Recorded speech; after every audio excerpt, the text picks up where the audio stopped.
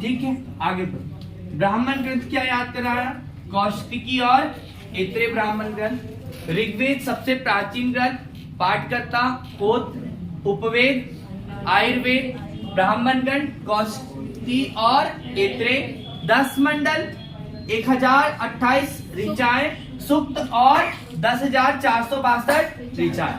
अब एक एक करके हम मंडल की बात करें तो मंडलों की दिखे तो क्या हो रहा है कि मंडल में पहला मंडल हमने बताया फर्स्ट मंडल, और 10th नंबर का मतलब 10वां मंडल। सीधी सी बात, पहला और 10वां मंडल जो है वो बाद में जोड़े गए हैं, बाद में जोड़े, ये आपको ध्यान रखना है, बनेगा आपसे। चलिए तीसरा मंडल, दूसरा मंडल की बात करें, तीसरे से पहले हम दूसरे की बात करें तो दूसरा मंडल और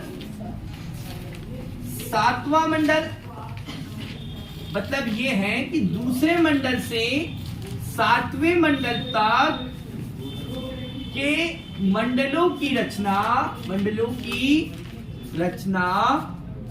गोत्र एक समान या एक गोत्र वाले ऋषियों के द्वारा की गई। तो इस मंडल को क्या कहा गया? इन मंडलों को क्या कहा गया? गोत्र मंडल। क्या? गोत्र मंडल। ठीक है बेटा।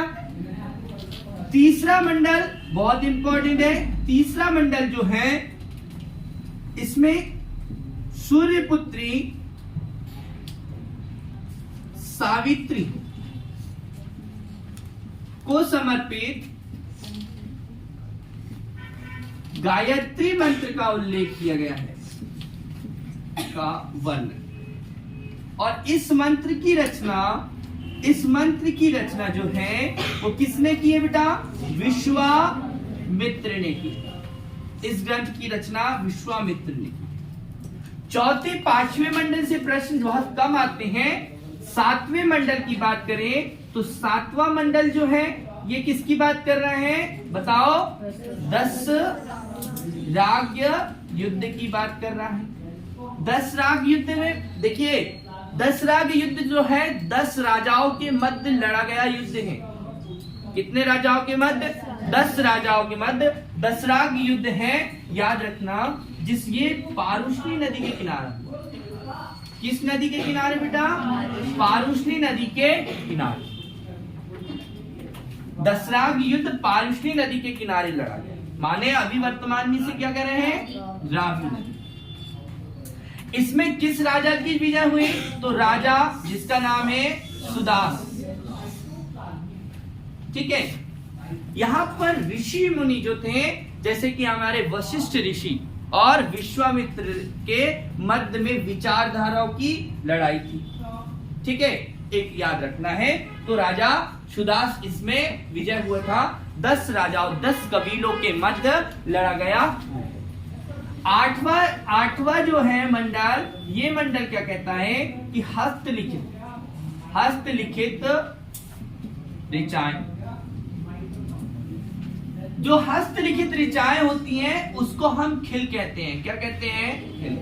आपके एग्जाम में पूछा जाएगा कि खिल कहाँ वर्णित है, तो जो 8वां मंडल है, इस 8वें मंडल में हस्तलिखित ऋचाओं का वर्णन है, जो जिसे हम क्या कहते हैं? खिल कहते हैं। 9वां मंडल किसको समर्पित है? 9वां मंडल सोम देवता को समर्पित है। किस देवता को? सोम देवता। सोम देवता को समर्पित मंडल 9वां मंडल। और 10वां मंडल बहुत ही इंपॉर्टेंट मंडल है। इस मंडल के बारे में एग्जाम में बहुत बार पूछा जाता है। 10वां मंडल क्या बताया था? पुरुष माने चतुष्वर्ण। चतुष्वर्ण माने 4 वर्णों का वर्णन। 4 वर्ण। 4 वर्ण क्या है? तो 4 वर्ण में सबसे पहले हमने बताया आपको ब्राह्मण, क्षत्रिय, वैश्य और शुद्र। ब्राह्मण, क्षत्रिय, वैश्य और शुद्र। ब्राह्मण जो है वो ब्रह्मा के मुख से, क्षत्रिय ब्रह्मा की भुजाओं से, वैश्य ब्रह्मा की जंघाओं से और शुद्र चरणों से। इनकी उत्पत्ति इन 4 भागों से हुई है, ये माना जाता है। ठीक है, तो ये आपको ध्यान रखना है। ऋग्वेद में ऋग्वेद कालीन नदियों के बारे में उल्लेख मिलता है, जैसा कि मैंने आपको बताया क्या कि हम ऋग्वेद में आपकी सबसे ऊपर है झेलम नदी। क्या कहा बेटा इसको हमने? वितिस्ता। वितिस्ता। इसके बाद चिनाब नदी, क्या नाम? अस्किनी। रावी नदी, नाम बताया अभी, पारुष्णी। सतलज नदी, सतुद्री। और व्यास नदी जो है, व्यास नदी विपाशा। आपको गंडक नदी जो अभी गंडक नदी है, इसको सदा नीरा कहा जाता है।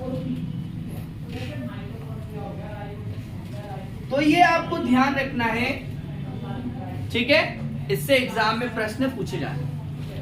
तो मैंने ऋग्वेद के पाठकर्ता, ऋग्वेद का उपवेद, ऋग्वेद का हमने ब्राह्मण ग्रंथ देख लिया। अब हम देखते हैं यजुर्वेद को। यजुर्वेद जो है ऋग्वेद के बाद लिखा गया ग्रंथ है यजुर्वेद। यजुर्वेद ये जो ग्रंथ है ये गद्य और एवं पद्य दोनों में लिखा गया है। यजुर्वेद गद्य और पद्य दोनों में लिखा गया है। ठीक है, यजुर्वेद में क्या है? यजु का अर्थ होता है यज्ञ। क्या होता है? यज्ञ होता है। यजु का अर्थ यज्ञ, अर्थात इस वेद में, यजुर्वेद में किसके बारे में जानकारी प्राप्त होती है? यज्ञ के कर्मकांडे, विधि विधान, पूजन पाठ के बारे में, अनुष्ठान के बारे में हमें जानकारी प्राप्त होती है। इसकी 2 शाखाएं हैं। यजुर्वेद की 2 शाखाएं हैं जो हमने आपको बताया। एक है कृष्ण यजुर्वेद और एक है शुक्ल यजुर्वेद।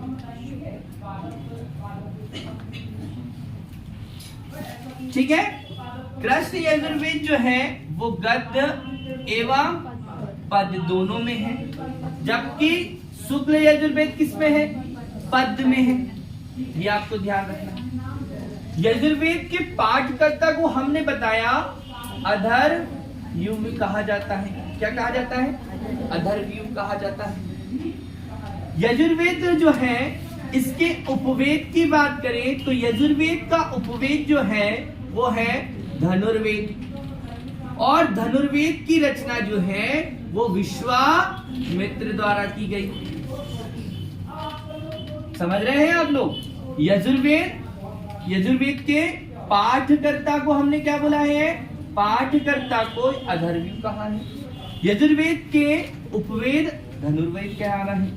और यजुर्वेद का जो ब्राह्मण ग्रंथ है, ब्राह्मण ग्रंथ यदि आपको याद हो तो इनका ब्राह्मण ग्रंथ है सतपथ। सतपथ बहुत ही प्राचीन, सबसे प्राचीन सतपथ ब्राह्मण ग्रंथ सबसे प्राचीन ब्राह्मण ग्रंथ है। सबसे प्राचीन ब्राह्मण ग्रंथ है कौन सा बेटा? सतपथ ब्राह्मण ग्रंथ सबसे प्राचीन ब्राह्मण ग्रंथ। क्लियर है? याद रखना है आपको कि सतपथ ब्राह्मण ग्रंथ सबसे प्राचीन ब्राह्मण ग्रंथ आएगा एग्जाम में। ठीक है, और एक ब्राह्मण ग्रंथ बताया था मैंने सतपथ। देखिए हमने इसके ऋग्वेद के ब्राह्मण ग्रंथों को हमने पढ़ा था कौशिकी और ऐत्रेय। यहाँ पे क्या हो रहा है? सतपथ और क्षत्रिय ब्राह्मण ग्रंथ जो है ये किसके ब्राह्मण ग्रंथ हैं? यजुर्वेद के ब्राह्मण ग्रंथ है। यहां से एग्जाम में प्रश्न पूछा जाए। ठीक है, क्लियर है? ओके, हाँ, तो यहां पर आपको ध्यान देना है यजुर्वेद। अब इसके बाद में हम देखते हैं सामवेद के बारे में पढ़ते हैं। तो सामवेद में क्या है? जो भारतीय संगीत है उसका जनक सामवेद को कहा जाता है। किसको माना जाता है? सामवेद को भारतीय संगीत का जनक माना।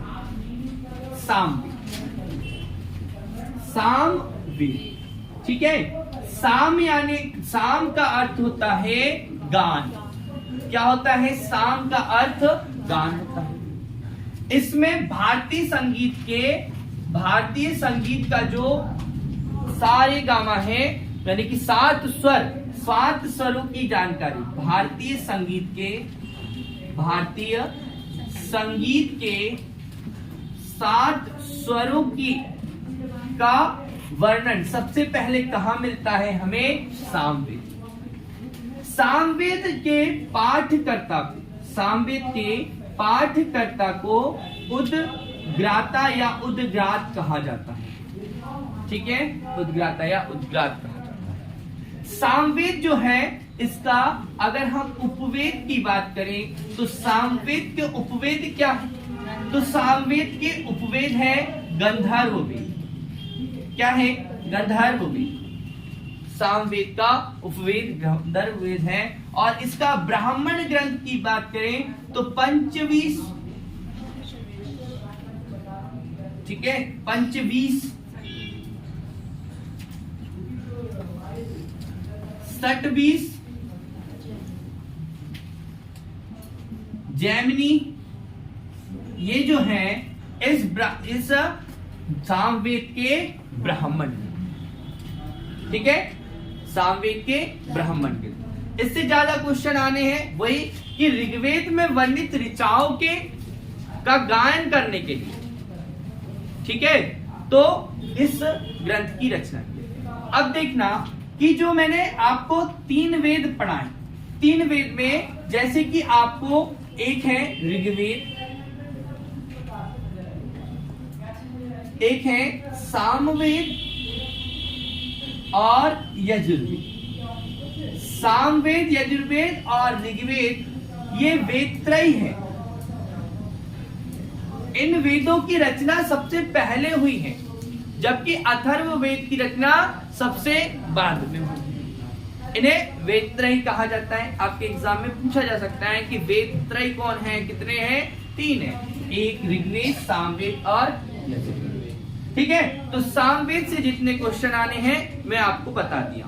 सामवेद, साम का अर्थ होता है गान, भारतीय संगीत का जनक, पाठकर्ता, उद्ग्राता, उपवेद, गंधर्व वेद और ब्राह्मण ग्रंथ, पंचवीस, सटवीस और जैमिनी के बारे में आपको यहाँ पर क्वेश्चन आए। इसके बाद अंतिम जो वेद है उस वेद के बारे में बात करते हैं। नाम क्या है इसका? अथर्ववेद। अंतिम वेद जो है वो है अथर्व। इस वेद के बारे में ये बात है कि ये वेद जो है क्या है? सबसे नवीन। सबसे प्राचीन वेद कौन सा है? ऋग्वेद है। और सबसे नवीन वेद कौन सा है? अथर्व। ठीक है, ओके, तो ये आपको ध्यान रखना। इसके बाद में इसके हमने बताए थे इसमें क्या है, तो अथर्व वेद में जादू टोना, वशीकरण, श्राप, ठीक है, और शिल्प कला, बिल्डिंग निर्माण आदि के बारे में इसमें जानकारी हमें मिलती है। इसके पाठकर्ता को क्या कहा जाता है? तो यहां पर एक प्रश्न बनेगा, इसके पाठकर्ता को क्या कहा जाता है? क्या कहा जाता है बताइए। पहले इसका हम लिख देते हैं ब्राह्मण ग्रंथ। क्या है इसका ब्राह्मण ग्रंथ? गोपद ब्राह्मण ग्रंथ है। ठीक है, इसका उपवेद हम लिख देते हैं शिल्प वेद। इसका यहां पर क्या है? उपवेद है। ठीक है, आगे बढ़ते हैं। जहां पर जो सभा है इसी के अथर्ववेद में सभा और समिति को क्या कहा है? प्रजापति की पुत्रिया कहा गया है, पुत्री कहा गया है। ये आपको ध्यान रखना है। इसकी रचना अथर्वा ऋषि द्वारा की गई। किसके द्वारा की गई? अथर्वा ऋषि द्वारा इसकी रचना की गई है, अथर्ववेद। ठीक है, एग्जाम में यहां से प्रश्न पूछा जाना है। ओके, तो अथर्ववेद, उपवेद, शिल्पवेद, ब्राह्मणगण, गोपद ब्राह्मणगण, सभा और समिति। राजा परीक्षित के बारे में, राजा परीक्षित, और राजा परीक्षित किस कुल का है? कुरुवंश का। कुरुवंश का शासक राजा, हस्तिनापुर जो है, यानी कि पांडवों राजाओं में इनकी जानकारी मिलती है। राजा परीक्षित के बारे में आपको अथर्ववेद से जानकारी प्राप्त होती है। तो ये आपके एग्जाम में यहां से प्रश्न पूछा जाएगा। आपको यहाँ पर ध्यान रखना है कि जो ऋग्वेद है, इस ऋग्वेद, अथर्ववेद, सामवेद और यजुर्वेद। ऋग्वेद सबसे प्राचीन और अथर्ववेद सबसे नवीन। ठीक है, 4 वेद हैं, चारों वेद से। अब इसके बाद आते हैं ब्राह्मणगत, उपनिषद, वेदांग। ये जो वेदों के सबसे लास्ट में जिसकी रचना की है, पुराण। आपने पढ़ा होगा 18 पुराण के बारे में पढ़ा है। ठीक है, 108 उपनिषद।